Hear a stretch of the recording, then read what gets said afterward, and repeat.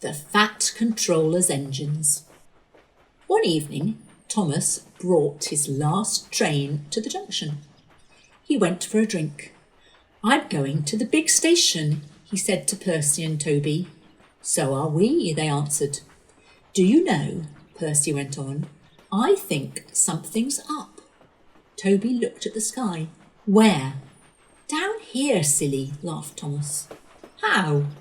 asked Toby reasonably. "Can something be up when it's down?" "Look," said Thomas excitedly. "Look!"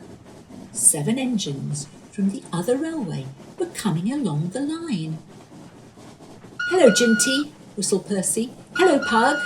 "They're friends of mine," he explained. "I don't know the others."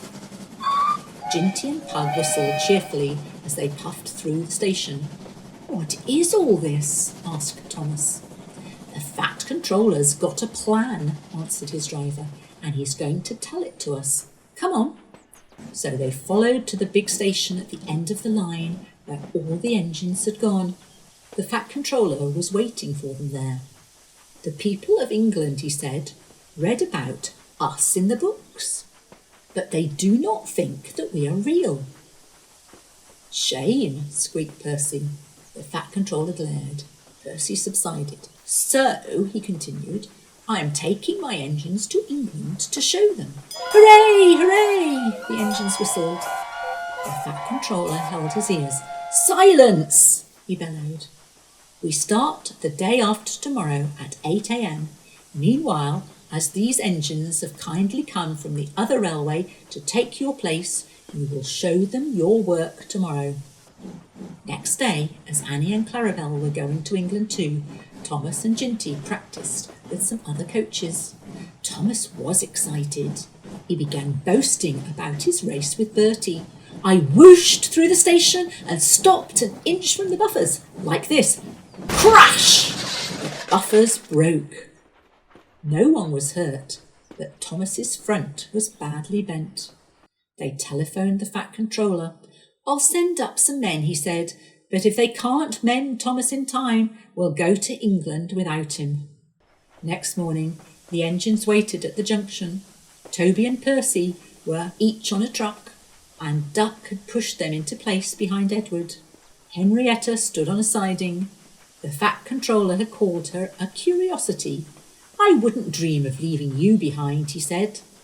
"I'll fit you up as my private coach." She felt very grand.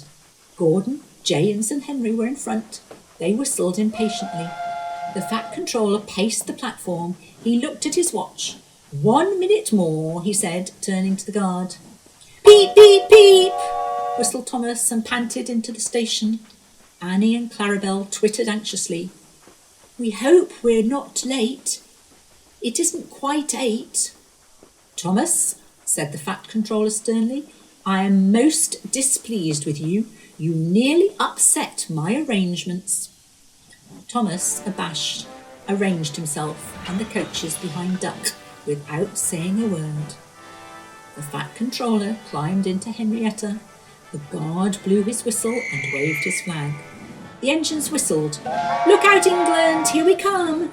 And the cavalcade puffed off. The engines stood side by side in a big airy shed. Hundreds of people came to see them and climbed in and out of their cabs every day. They liked it at first, but presently felt very bored and were glad when it was time to go. The people along their line put the flags out and cheered them home.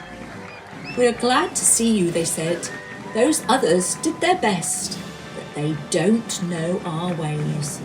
Nothing anywhere can compare with our Fat Controller's engines."